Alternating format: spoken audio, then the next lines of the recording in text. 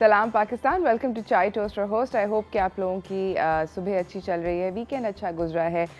Generally मुझे हर Monday को हम लोग डिस्कस करते हैं। मैं जनरली आप लोगों को बताती हूँ कि मंडे मंडे वीकेंड ख़त्म हो गया वगैरह वगैरह।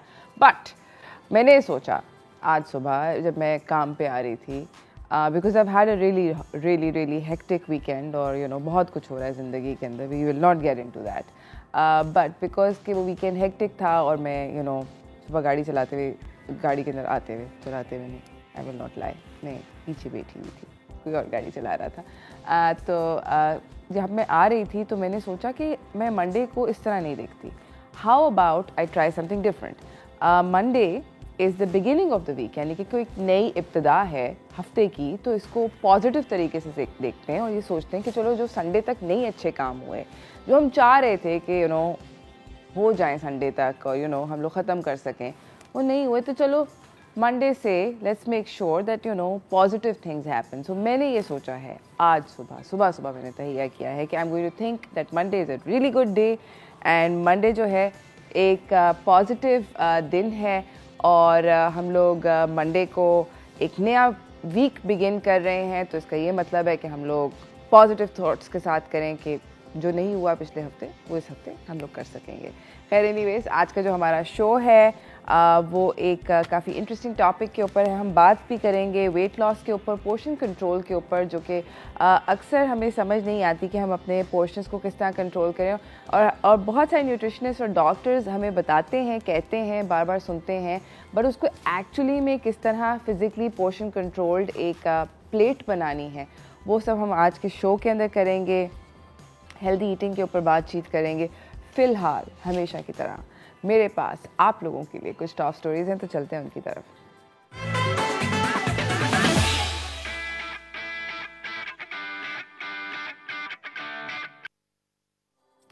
ओके, हमारी जो पहली खबर है वो ऑब्वियसली यही होना था कि इस वीकेंड पे सबसे बड़ा इवेंट क्या हुआ है हमारे नेशन के अंदर। सबसे बड़ा इवेंट ऑब्वियसली PSL का फाइनल मैच था, जो कि कल था और बहुत ही काफ़ी एक्साइटिंग किस्म का मैच था between Lahore Qalandars and Multan Sultans. And we all know कि लाहौर कलंदर्स जो हैं दे वन और काफ़ी वैसे बड़े मार्जिन से जीता है।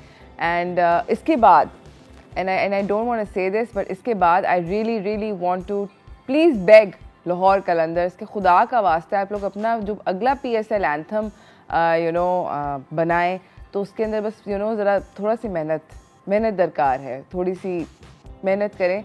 और खैर एनीवेज, सुना है आज सुबह मैं मेकअप रूम में थी तो सुना है कि लाहौर कलंदर्स की जीत के बाद लाहौर के अंदर इतनी सेलिब्रेशंस हुई हैं that Sadar was telling me that some friends were telling him who live in Lahore कि बेसिकली पूरा लाहौर सुबह 6 बजे तक, यानी कि आज सुबह 6 बजे तक चौक था, ट्रैफिक जैम हो गई थी, लोग सड़कों पे निकल आए थे, पार्टी कर रहे थे। शाहीन शाह अफरीदी आई थिंक कि इस विन के बाद लाहौर में तो उनको कभी भी किसी रेस्टोरेंट का बिल नहीं देना पड़ेगा, किसी दुकान का बिल नहीं देना पड़ेगा, ये तो गारंटी है।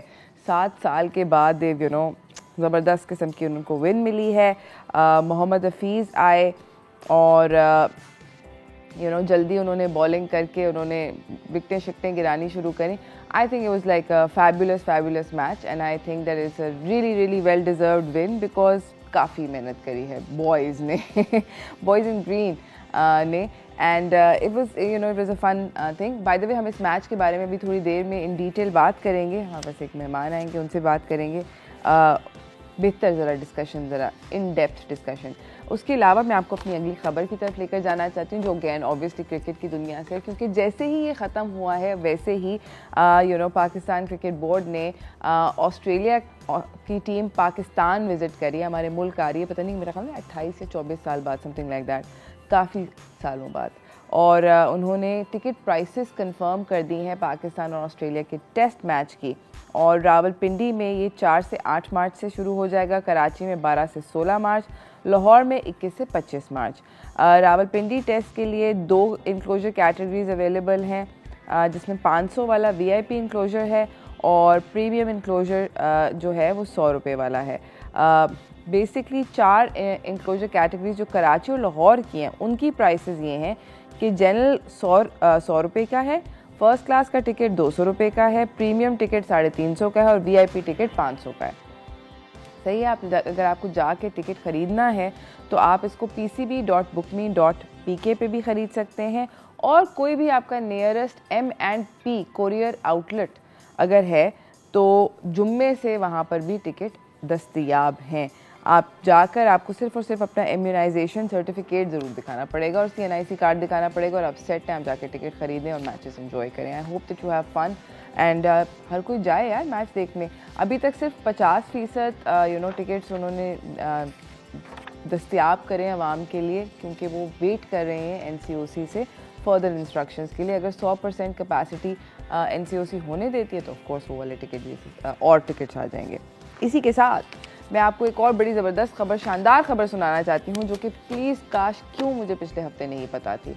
और वो है कि अभी हमने बात करी थी थोड़े दिनों पहले कि UK ने बेसिकली आपको PCR टेस्ट नहीं कराना पड़ता any more before entering the UK। उन्होंने कम्प्लीटली अबॉलिश कर दिया, सिर्फ अपना वैक्सीनेशन कार्ड दिखाएं और हमारे मुल्क में तशरीफ़ लाएं। They trying to normalise things as much as possible, not just the UK but the US, many other countries are adopting this because थक गए हैं लोग यार। मतलब जहाज़ में बैठने से पहले एक PCR कराओ, फिर उतरते एक PCR कराओ। मतलब बंदा बाय द टाइम उतरता है अपनी डेस्टिनेशन पर, वापस अपने मुल्क आता है तो आपको कम से कम 5 PCR टेस्ट कर चुके होते हैं। तो पाकिस्तान ने भी ये अक्लमंदी के अंदर अपने आप को सॉर्ट ऑफ डाल दिया है, और अगर आप वैक्सीनेटेड इंडिविजुअल हैं किसी भी मुल्क के, फ़र्क नहीं पड़ता हमें, तो आपको भी अपने आप को वैक्सीनेट करने की ज़रूरत नहीं है। You can enter the country without vaccinate करने की ज़रूरत है। PCR टेस्ट के बगैर पाकिस्तान के अंदर इनबाउंड पैसेंजर्स आ सकते हैं as long as they are fully vaccinated, यानी कि दोनों डोज वैक्सीन के लगे हुए हैं, और अगर बूस्टर डोज वाली ज़रूरत है तो वो भी लगा हुआ है। तो ज़बरदस्त किस्म की बात है। आई think it will ease travelling specially tourism के लिहाज से, and I think it's brilliant news. क्यों नहीं हम लोग भी UK की तरह और अमेरिका की तरह कूल हो सकते। इसी के साथ नाज़रीन मैं जा रही हूँ एक छोटी सी ब्रेक की तरफ। ब्रेक से वापस आएंगे, बातचीत करेंगे ऑब्वियसली कल की जो ज़बरदस्त किस्म का इंसेन फाइनल था उसके बारे में, मगर इस ब्रेक के बाद कहीं ना जाइएगा, देखते रहिए चाय टोस्ट और होस्ट।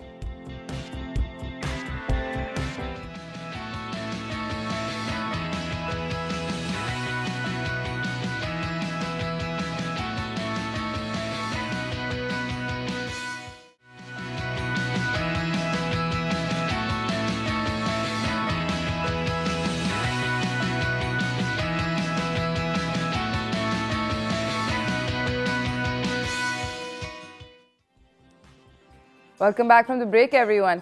कहने लगी थी कि ऑब्वियसली ज़िंदगी के अंदर वीकेंड के अंदर कुछ ना कुछ तो इंटरेस्टिंग और एक्साइटिंग चीज़ हुई दिस वीकेंड। ऑब्वियसली पूरे के पूरे पाकिस्तान ने एक ही एक्साइटिंग चीज़ इकट्ठे शेयर करी है, which was the PSL HBL PSL जो ये टूर्नामेंट चल रहा था उसका फाइनल। ऑब्वियसली हमें इसके ऊपर बात तो करना बनता है, तो चलते हैं व्हाट्स टॉस्टिंग की तरफ।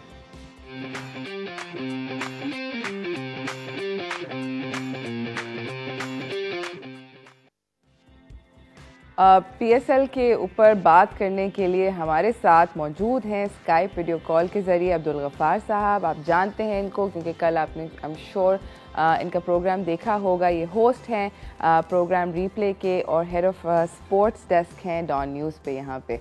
अस्सलाम वालेकुम गफ़ार, कैसे हैं आप? जी वालेकुम अस्सलाम, खैर बिल्कुल ठीक खैरियत।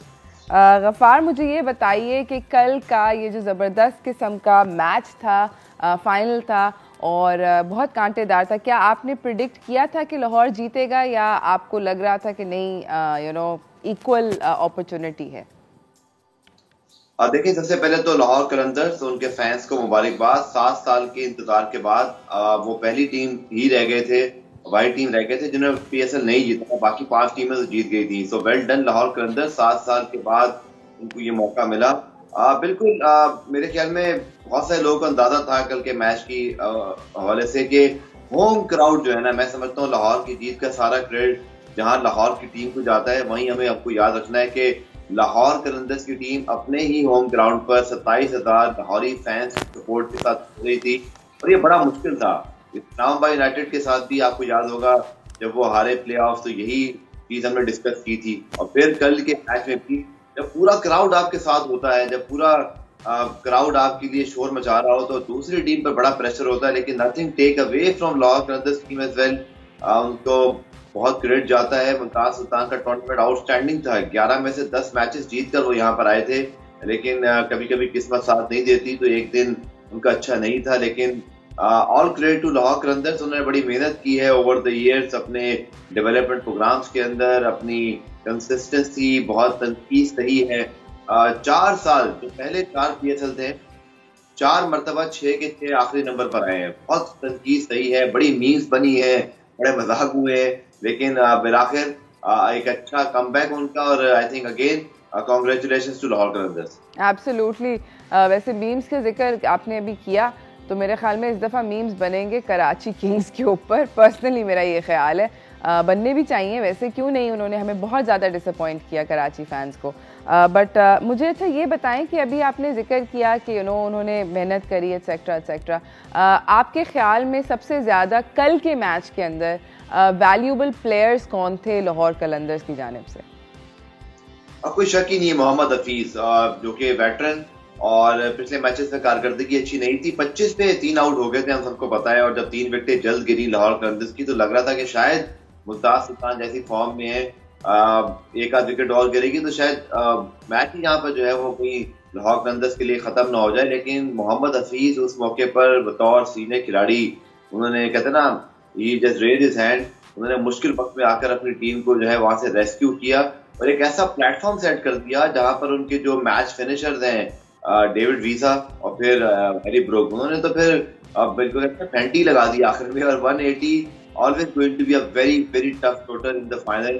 मेरे ख्याल में अभी थोड़ा सा वो टेक्निकल मसला हो गया है। We are going to try and get Ghaffar back. But जिस तरह ये बोल रहे हैं, वाकई में मुल्तान सुल्तान की, आई वाज थोड़ा बहुत, जितना भी मैंने PSL फॉलो किया था, उनकी फॉर्म वाकई में स्केरी थी। और कल एक पॉइंट पर ऐसा ही लगा था कि मैच जो है वो लाहौर का नहीं है, बल्कि इनफैक्ट मुल्तान का मैच है। ऐसे ही है ना गफ़ार, आप यही बात कर रहे थे कि उन्होंने फेंटी वेंटी लगाई, मगर एक पॉइंट ये था कि काफ़ी लोग मतलब कन्विंस थे कि मुल्तान जीतेगा। अब बिल्कुल देखिए, 25 पे 3 जब आउट थे, इसके अलावा मुल्तान का जो इस पूरे टूर्नामेंट का रिकॉर्ड है वो बड़ा फिनोमिनल है। 25 पे 3 आउट होने के बाद मैं कह रहा हूँ कि बिल्कुल लाहौर कलंदर के कुछ फैंस ने तो कहते हैं ना, मैच के ऊपर से कहते हैं ना, फातेह पढ़ ली लो भाई कि आज फिर कुछ हमारे साथ गड़बड़ होने वाली है। लेकिन बहुत तारीफ करना पड़ेगी मोहम्मद हफीज की, the way he respond at that time. उन्होंने बहुत ज्यादा जो है ना उस पर रिस्पॉन्सिबिलिटी दी और फिर ये किया कि हफीज हमेशा ये अच्छा करते हैं कि जब वो शॉट्स खेलने लग जाते हैं, स्ट्रोक मेकिंग पर आते हैं, तो बहुत अच्छे प्लेयर है। फिर बॉलिंग के अंदर भी उन्होंने मोहम्मद रिजवान को जब आउट किया, 36 पर कोई आउट नहीं था, चौथा ओवर चल रहा था, लग रहा था कि मुल्तान सुल्तान इस मैच में जो है वो लाहौर कलंदर्स को मैच करेगा। लेकिन मोहम्मद रिजवान को फिर हफीज ने जब क्लीन बोल्ड किया, वो था मैच का टर्निंग पॉइंट। क्योंकि मोहम्मद रिजवान, आपको पता है, पाकिस्तान टीम इस पर international T20 cricketer of the year है। फिर उनको कल HBL PSL का बेहतरीन क्रिकेटर का अवार्ड भी मिला। तो उस विकेट भी बहुत जो है वो पांसा पलट दिया। तो मोहम्मद हफीज का कल दिन था और उन्होंने बता दिया कि तजर्बे का कोई नेवल बदल नहीं है। एब्सोल्युटली। रिजवान वाकई में जिस फॉर्म में और कितनी डेडली फॉर्म में चल रहे हैं, इस पूरा पिछला जो साल है, हम सब लोग बहुत अच्छी तरीके से जानते हैं। उन्होंने मतलब लोकल टीम्स क्या, उन्होंने इंटरनेशनल टीम्स की इतनी फेंटियाँ लगाई हैं। तो मुझे एक पॉइंट पे मुझे भी ऐसा लगा था। नाज़रीन, जा रहे हैं एक छोटी की तरफ ब्रेक से, वापस आएंगे, गफ़ार हमारे साथ होंगे, बातचीत उनसे और फर्दर करेंगे इस मैच के बारे में। तो कहीं ना जाइएगा, देखते रहिए चाय टोस्ट और पोस्ट।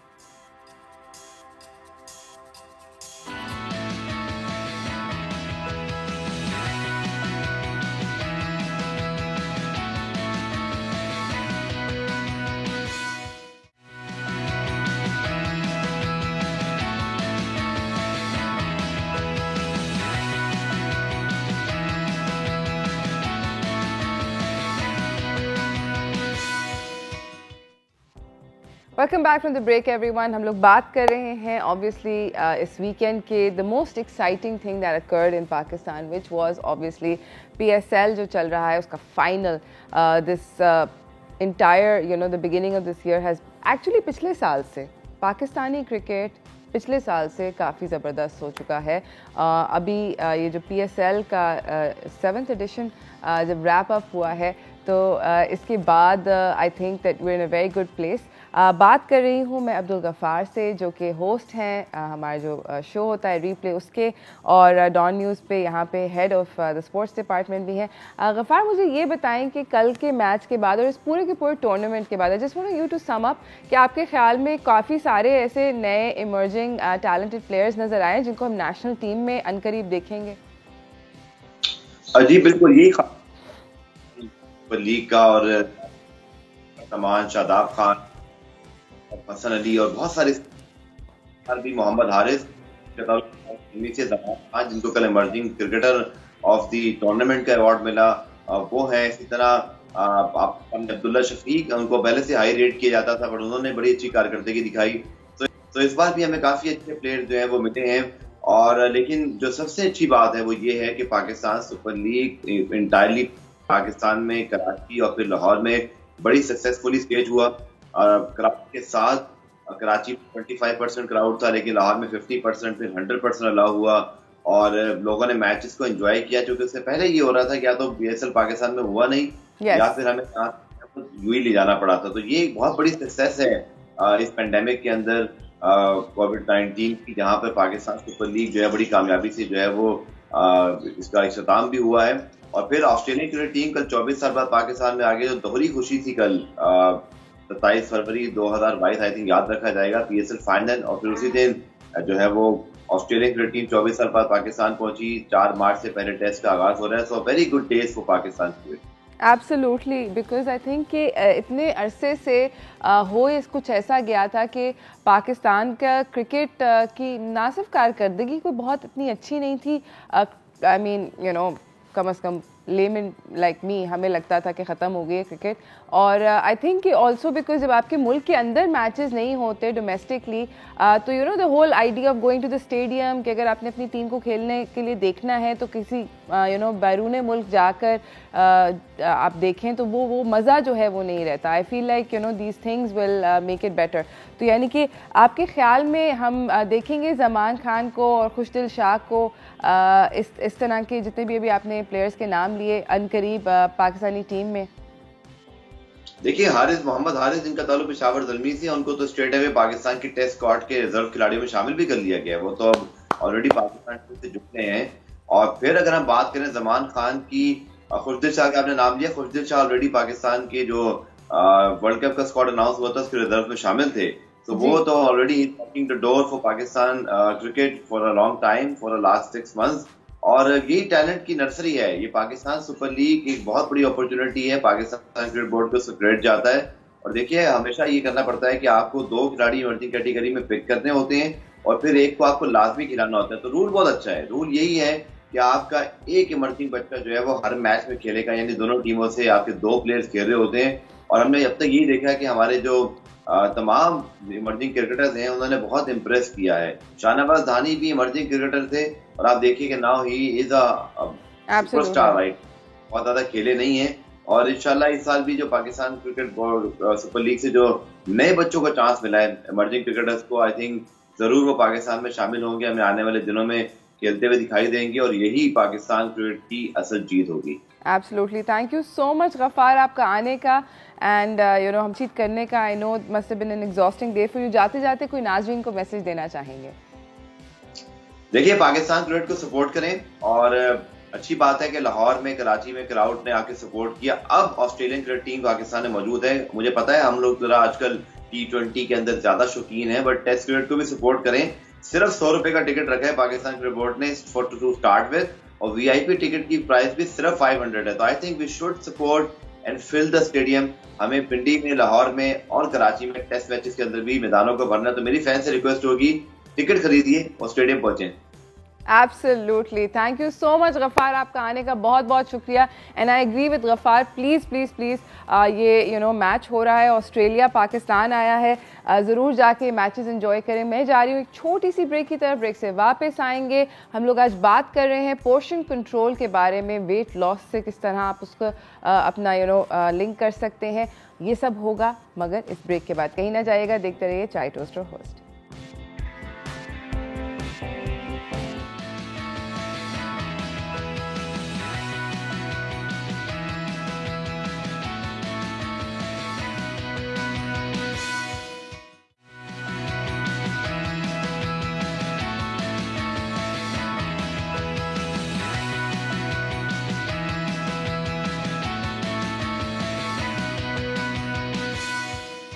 हमारे साथ यहाँ पे हैं हमजा आज़म, जो कि एक शेफ़ भी हैं और न्यूट्रिशनिस्ट, फूड टेक्नोलॉजिस्ट भी हैं। अस्सलाम वालेकुम। कैसे हैं आप? ठीक ठाक, आप बताएं। बिल्कुल सेट। हमजा, मुझे ये बताएं कि पोर्शन कंट्रोल के बारे में मैं आपसे पूछना चाहती हूँ कि कितना ज़्यादा ज़रूरी होता है। फ़ैट डाइट तो हर कोई कर लेता है और ठीक है, हो जाती है, बट वो सस्टेनेबल नहीं होती। आप एक महीना डाइट करते हैं, उसके बाद आप वापस अपनी उसी हैबिट पर आ जाते हैं, वही उसी तरह खाना सारे सब जो ज़्यादा से ज़्यादा जो हैं वो क्रैश डाइट्स के ऊपर आ रहे होते हैं। ऐसे ही है। एंड थैंक्स टू फरिया जे जिन्होंने हेल्प किया। हमारी पाकिस्तानी न्यूट्रिशन शेफ़ हैं और फूड टेक्नोलॉजिस्ट भी हैं एंड डाइटिशियन भी हैं। उनकी इन्वेंशन है about this diet is portion control, जो बहुत ईजी एक्सेसिबल है लाइफस्टाइल को मेंटेन करने के लिए। अगर मैं आपको दिखाऊं कि एक एवरेज डिनर प्लेट साइज़ इतना होता है, आप उस पर आप देखें कि इस पर आप लॉट्स ऑफ आप ये आपका ये पोर्शन साइज़ जो होता है पराठे का, वो ये हो रहा होता है। हम इसको डाइवर्ट करना चाहते हैं इस बड़े रोटी से छोटी रोटी तक, that you can see. And देखिए, अब इसको मैंने एक सर्कल बनाया जिसमें मैंने vegetable and fruits and fibre वाला सेगमेंट कितना बड़ा है, फिर उसके बाद हमने कार्ब इंटेक भी रखना है और प्रोटीन इंटेक भी रखना है और फैट भी रखना है। सब खाना है, बस सिर्फ लिमिटेशन में खाना है। इस डिनर प्लेट को रिप्लेस करना है आपको इस क्वार्टर प्लेट के साथ। सही है, दैट्स इट। सो बस मतलब पहले इस प्लेट पर आए और फिर इस प्लेट से उठ के इस प्लेट पर आना है, लेकिन पोर्शन ये रखना है। अच्छा, साइज ये रखना है। हाँ। ठीक है, ओके, फेयर इनफ। मुझे ये बताएं कि सारे के सारे जितने भी मेरे गोरे फ्रेंड्स हैं वो हंसते हैं हम पाकिस्तानियों पे और वो कहते हैं कि आप लोग कार्बोहाइड्रेट को कार्बोहाइड्रेट के साथ खाते हो, यानी कि हम रोटी खाते हैं आलू की भुजिया के साथ। बिल्कुल बिल्कुल बिल्कुल। तो वो कहते हैं ये क्या हो रहा है यार। और फाइबर इंटेक नहीं है, प्रोटीन इंटेक ज़्यादा नहीं होता, और कार्ब के साथ बिल्कुल आपने सीखा, कार्ब के साथ कार्ब ही खा रहे होते हैं। सिर्फ इसको मेंटेन करना और अपना पोर्शन साइज को कंट्रोल करना है ताकि हम ओबेसिटी की तरफ ना चले जाएं, क्योंकि सबसे बड़ा पाकिस्तान में वेट गेन का मसला ओबेसिटी है। बिल्कुल, क्योंकि हम कार्बोहाइड्रेट फड़का के मतलब we love the carbohydrates which is not bad by the way, don't get me wrong. Carbohydrates ज़रूर खाने चाहिए, मगर ये सही बिल्कुल कह रहे हैं कि उसका पोर्शन ज़रा कर लें छोटा, है ना। हाँ बिल्कुल, यही मसला है कि हम पोर्शन कंट्रोल कर नहीं रहे हैं, ज़्यादा से ज़्यादा खा रहे हैं। और इवन जो डाइट प्लान्स मैं भी अपने क्लाइंट्स को दे रहा होता हूँ, यही कह रहे होते हैं सर पोर्शन कम है, क्योंकि आपकी कैलोरी कम होगी तभी वेट लॉस प्रोसेस पे जाएंगे। और ये हेल्दी प्रोसेस है वेट लॉस करने का सबसे ज़्यादा, ये लाइफस्टाइल प्रोसेस है। बाकी जो आप अगर दूसरी डाइटों के ऊपर बात करें, मेडिटेरियन, प्रोटीन, कीटो, ये सारी क्रैश डाइट्स होती हैं जो आप मिनिमलिस्टिक एक टाइम तक कीजिए। उसके बाद आपको अपना लाइफस्टाइल मेंटेन करना, वो यही लाइफस्टाइल मेंटेन करना है कि आपको बड़े पोर्शन प्लेट से छोटे पोर्शन साइज़ पे आना है, बड़ी रोटी से छोटी रोटी पे आना है। चावल का पोर्शन अगर आप नियर बाय 2 कप खा रहे हैं तो कम से कम उसको 1 कप बिरयानी में आ जाए, बस मेंटेन करना है, दैट्स इट। अपने हाथ को थोड़ा रोकना है और प्लेट पोर्शन को थोड़ा छोटा से छोटा करते जाना है, दैट्स इट। सही है, यानी कि पहले अगर इतनी बड़ी प्लेट में खा रहे हैं तो प्लेट ही छोटी कर लें, ताकि आपको ये वाला मसला ही ना हो कि आप मतलब उस इशू में ही ना पड़े।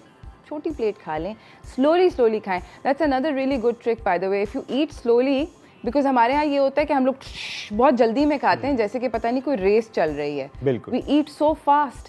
स्लोली खाएं, आपका पेट बहुत पहले टाटा कर देगा और खुदाफिज कर देगा कि बस मैं भर चुका हूँ। हमारे पेट को 15 मिनट लगते हैं ब्रेन को मैसेज देने के लिए कि आई एम फुल, तो आप उसको 15 मिनट का टाइम ही नहीं देते। आप 5 मिनट के अंदर आपने इतना कुछ खा लिया होता है कि उसको वो मैसेज जाते तक कि स्लो हो जाता है। यही प्लेट का भी साइंस है। अगर देखा जाए साइकोलॉजिकली हमें लगता है कि पोर्शन बड़ा है तो आराम से खाएंगे, भर के खाना है।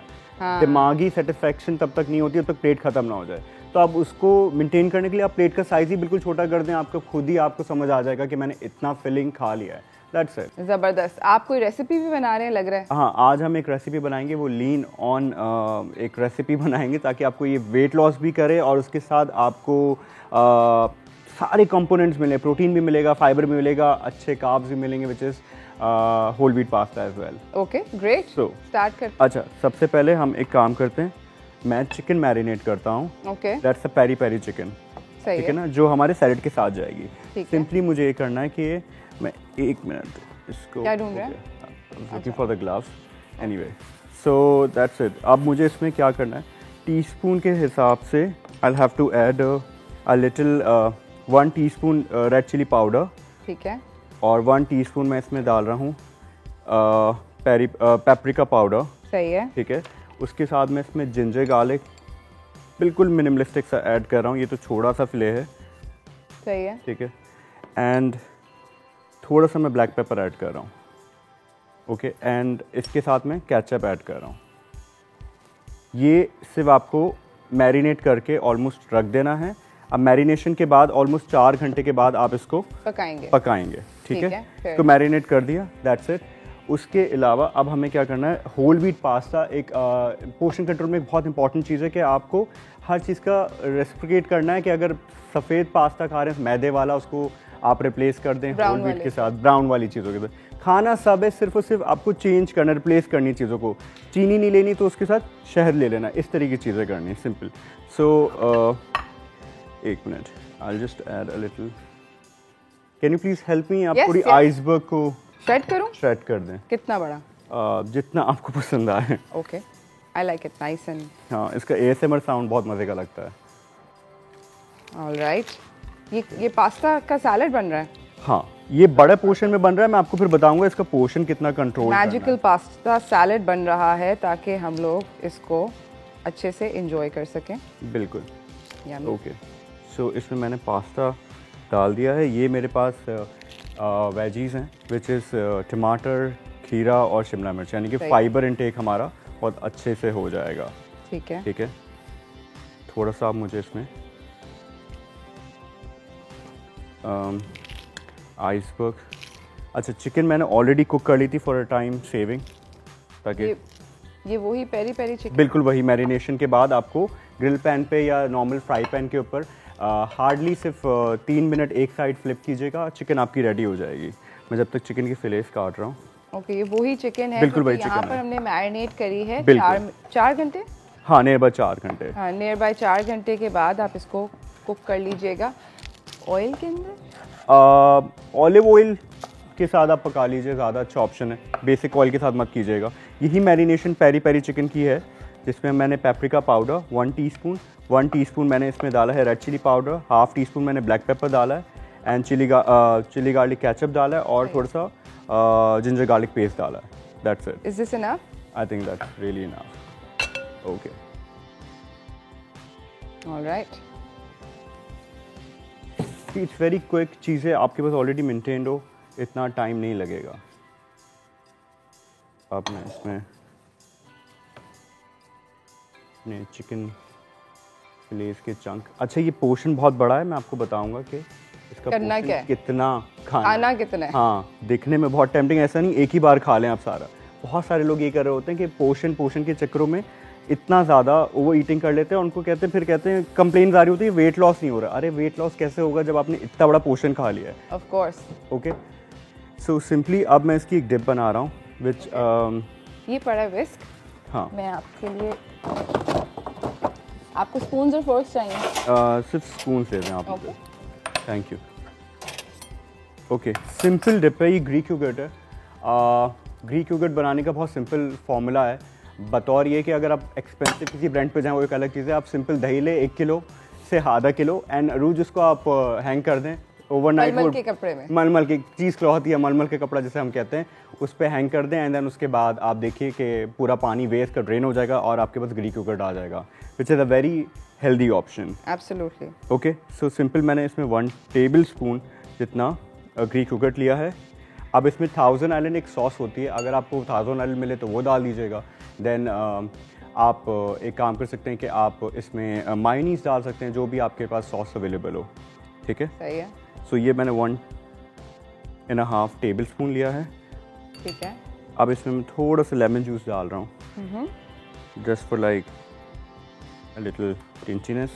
ओके, एंड अब मैं इसमें थोड़ा सा पेपर, और इसके अलावा कुछ जाएगा? इसके अलावा वेरिएशंस हैं, अब आप कुछ भी डालना चाहें। सही, ठीक है। ये रेसिपी हम रिपीट करेंगे, इसको जब तक मिक्स कर रहे हैं हमें जाना एक छोटी सी ब्रेक की तरफ। ब्रेक से वापस आएंगे, आपको दोबारा से बताएंगे रिपीट करके कि इसको खाना कैसे है, बनाना कैसे है, मगर इस ब्रेक के बाद कहीं ना जाइएगा, देखते रहिए चाय टोस्टर।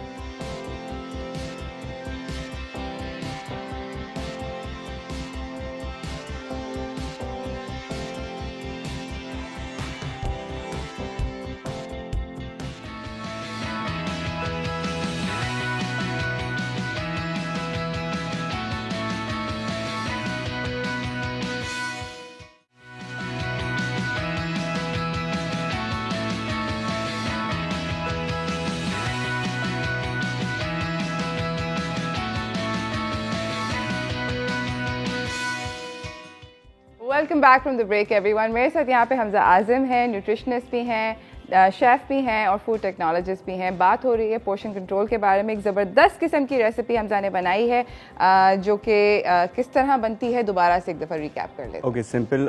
हमने ये लीन ऑन होलसम सैलेड बनाया जिसमें हमने पेरी पेरी चिकन की मैरिनेशन थी चिकन के अंदर, जिसमें हमने 1 टेबल स्पून ने बाय paprika powder, red chili powder, black pepper और डेट्स इट। ओके, और जिंजर गार्लिक पेस्ट और केचप डाला है, ठीक है। उसके मैरिनेट करके हमने इसको 3 मिनट ईच साइड हमने मैरिनेट 4 घंटे या 3 घंटे रख दीजिएगा और ईच साइड 3 मिनट आपने फ्लिप करना है। दैट्स इट, आपकी चिकन रेडी हो जाएगी।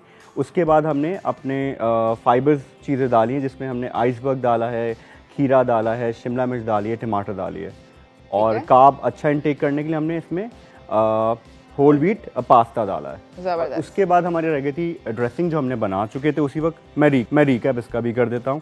मैंने 2 टेबल स्पून नियर बाय ग्रीक योगर्ट डाला है और उसके बाद इसमें मैंने 1000 आइलैंड या मायोनीज, आपके जो प्रेफरेंस हो आप वो डाल दीजिएगा। फिर उसके बाद 1 टेबल स्पून ऑलिव ऑयल डाल दें, लेमन जूस डाल दें एंड दैट्स इट। ये आपकी ड्रेसिंग रेडी हो गई है और इसमें मैंने ब्लैक पेपर भी थोड़ा टेस्ट डेवलप करने के लिए डाला। ये हमारी ड्रेसिंग हो गई। अब मैं इसके ऊपर ड्रिजल कर रहा हूँ।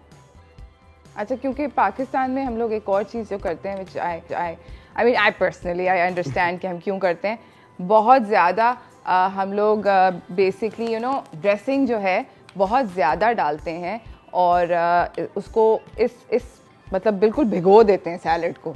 ड्रेसिंग कम, मतलब सैलेड कम और ड्रेसिंग ज़्यादा खाते हैं, ड्रेसिंग के साथ सलाद खाते हैं, not the other way around. Her salad को हम सीधा सैलेड बनाने के चक्कर में, हाँ मतलब बिल्कुल वो गीला प्रिच सैलेड हो। आई अंडरस्टैंड कि क्यों करते हैं, tasty, don't get me wrong, but I think it defeats the purpose then, है ना। डेफिनेटली वही पोर्शन वाली बात आ गई। आपने अगर इतनी क्रीमी सॉस आपने पूरी ओवरऑल इस ड्रेसिंग के ऊपर, ये ड्रेसिंग आपने डाल दी सैलेड के ऊपर, तो आपने फिर कंट्रोल नहीं किया। हाँ, वो खत्म कंट्रोल करना। अब ये इतनी बड़ी ड्रेसिंग को भी मैंने 2 टेबल स्पून ही डाला है, 2.5, that's it, and that's safe for another time. Okay, सही है। ये हमने ड्रिजल कर दिया। अब मैं आपको बताना चाहता हूँ पोर्शन की जो बात कर रहे थे। अब इतना बड़ा हमारा प्लेटर तो बन गया, अब इसका पोर्शन कितना होना चाहिए अब मैं निकाल के दिखाता हूँ आपको पोर्शन। खाना कितना है? हाँ, अरूज ये देखें कि सबसे पहले हमने डिनर प्लेट को छोटा कर दिया है। डिनर प्लेट से हम क्वार्टर प्लेट पे आ गए। सही है। और इसमें इन लोगों ने हरे भरे गान स्पून ज़्यादा जा रहा है। और प्रोटीन भी, चिकन भी आ गया। अच्छा, एक और चीज़ इसमें मैं एक ऐड करना चाहता हूँ विच इज़ आपको फैटी एसिड्स चाहिए होते हैं, न्यूट्रिशन और मल्टीविटामिन्स भी साथ साथ चाहिए होते हैं, which is you can take it from the nuts.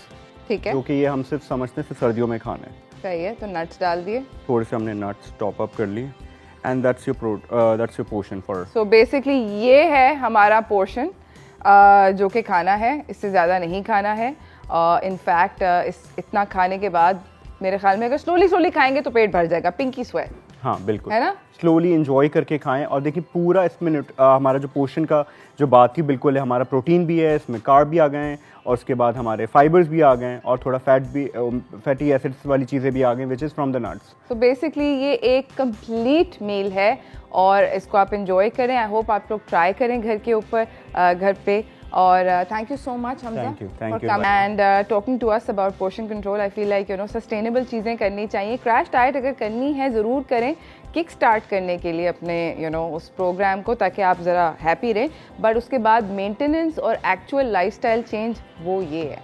ज़िंदगी में आपको अगर हेल्दी रहना है और हेल्दी खाना है तो this is the plan that you need to follow for the rest of your life. Thank you so much Hamza, आपका आने का बहुत बहुत शुक्रिया। इसी के साथ नाज़रीन एक छोटी सी ब्रेक की तरफ जा रहे हैं। ब्रेक से वापस आएंगे, आपको अपने अगले मेहमान से मिलाएंगे, तो कहीं ना जाइएगा, देखते रहिए चाय टोस्टर होस्ट।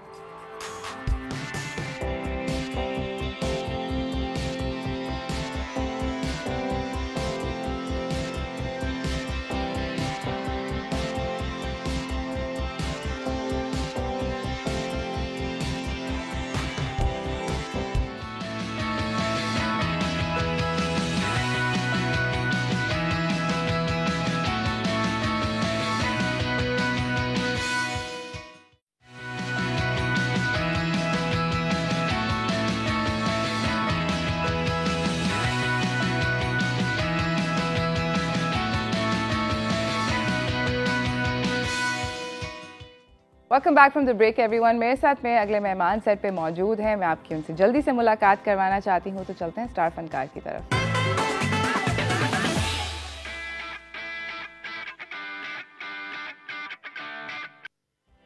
हमारे साथ हैं वकास अली कादरी, जो कि सिंगर हैं, रैपर हैं, प्रोड्यूसर हैं, सॉन्ग राइटर हैं और डॉक्यूमेंटेरियन हैं। अस्सलाम वालेकुम। वालेकुम सलाम। कैसे हैं आप? ठीक ठाक। That's a lot of titles. है ना, that's a lot of titles. I just wanted to make sure, क्योंकि वकास जो है डेनमार्क से पाकिस्तान विजिट कर रहे हैं, पाकिस्तानी डिसेंट के हैं, बट आज रात वापस जा रहे हैं डेनमार्क, तो हमने सोचा कि इनको जल्दी से बुला के इनसे बातचीत कर लें।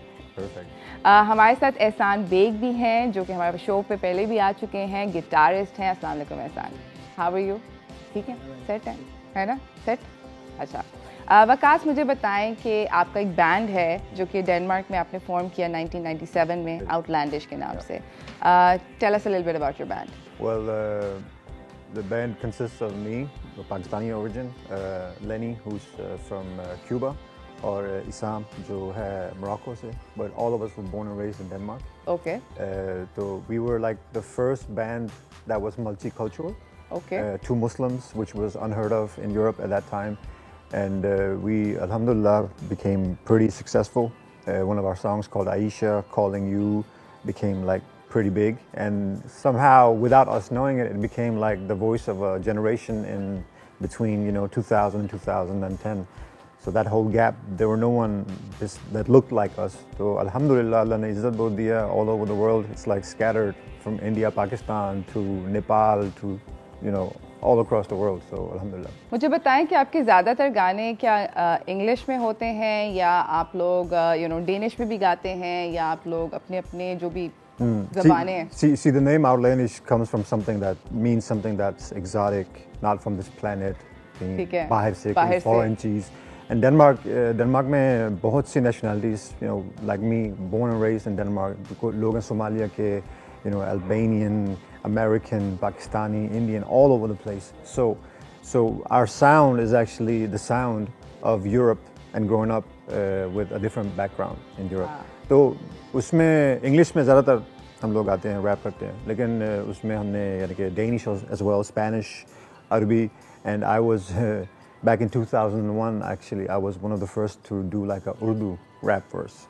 Nice. And in 2005, we were the first to have a Urdu rap song verse in FIFA 07, the video game. And somehow without me knowing it, became on YouTube known as the fastest Urdu rapper in the world or something. I was like, okay.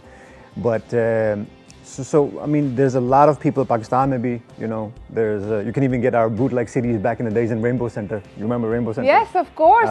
When we used to come, my family used to live in Karachi before. I used to go there every time to check कि अगर हमारी CD यहाँ पहुँच गई, तो मैं मान जाऊँगा, I made it.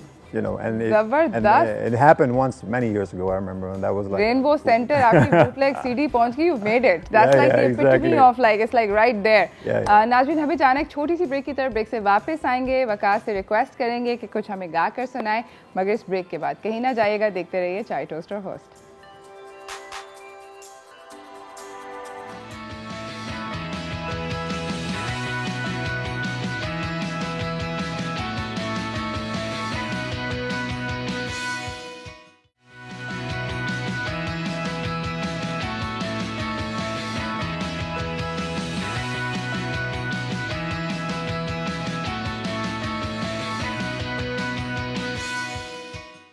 Welcome back from the break, everyone. We have a massive superstar here with us, Waqas Ali Qadri, all the way from Denmark, a band member of Outlandish, जिन्होंने वो गाना रिलीज किया था, Aisha.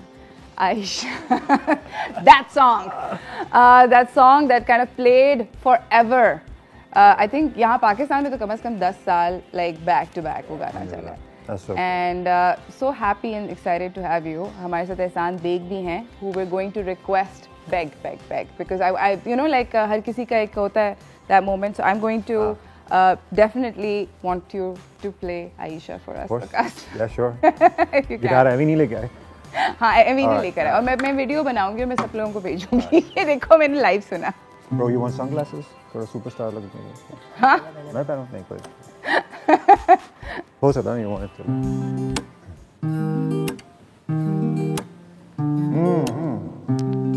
sound on guitar. Yeah. So sweet, so beautiful. Every day like a queen on her throne. Don't nobody knows how she feels. Aisha lady, one day it'll be real.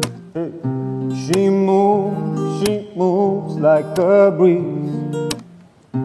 Swear I can't get her out of my dreams.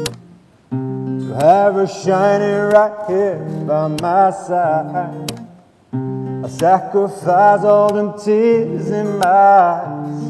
Yeah, Aisha, Aisha, passing me by. Aisha, Aisha, my. Aisha, Aisha, smile for me now. Aisha, Aisha, in my life. So she holds her child to her heart, makes her feel like she blessed from above. Falls asleep underneath the sweet tears. Lullaby fades away with a fizz. Oh, Aisha, Aisha, passing me by. Aisha, Aisha, my. Yeah. Aisha, Aisha, smile for me now. I don't know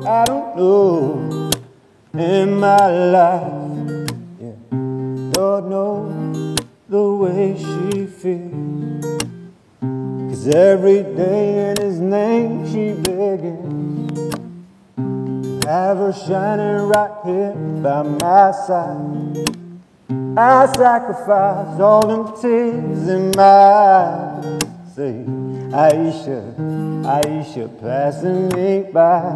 Yeah, Aisha, Aisha, my. Aisha, Aisha, smile for me now. I don't know in my life. Hey. La da la da da da da da. La da la da da da da da. Hey. La da la da da da da da. La da la da da da da da. The sound on guitar, ladies and gentlemen. जबरदस्त. हमने सिर्फ तकरीबन 10 minute rehearse की थी. We never met each other before. So Amazing. Thank you so much, Ehsan. आपका बहुत शुक्रिया. Waqas, I have time just to ask you one extremely important question. All right. Aisha कौन है? Aisha is actually was written about the women's in our lives. The women in our life, you know, it could be our mothers, it could be our wives, our sisters, or you know, it's a song about woman empowerment. इसलिए कि आपको पता है, West में in some countries there are like issues about girls, Muslims, and hijabs and all that stuff. You know? Yes. And you know, because we've always been a social realistic band, like with political subjects in our songs. So this one is no different. So it's a song about empowerment of women, like telling them you are beautiful as you are. You know, you don't have to compromise. And she's a queen, and she walks like a queen, and she should be appreciated like a queen. Absolutely. Thank you so much, Waqas, for coming and making time to see us. Thanks for having me. बहुत शुक्रिया आपका. आपका भी बहुत ज़्यादा शुक्रिया, Mr. Ehsan. Like it was, thank you so much for allowing me to experience this song. आपका भी बहुत थैंक यू कि इनसे मिलवाया आपने मुझे. बहुत अच्छे सिंगर और इंसान है. Isn't he cute? He's so sweet. Thank you so much for coming. इसी के साथ नाज़रीन मेरे पास टाइम जो है उसका इख्तिताम हो चुका है. I hope that you guys enjoyed the show today and you had I'm walking away with a big smile on my face. I really needed this song. I didn't realize it, but Allah has these amazing ways to make you feel better. So and give you some extra. I needed that boost today. So I hope कि आप लोगों को भी एक अच्छा सा boost मिला हो. कल तक के लिए मुझे मेरी टीम को इजाज़त दीजिए. Stay safe. Allah Hafiz.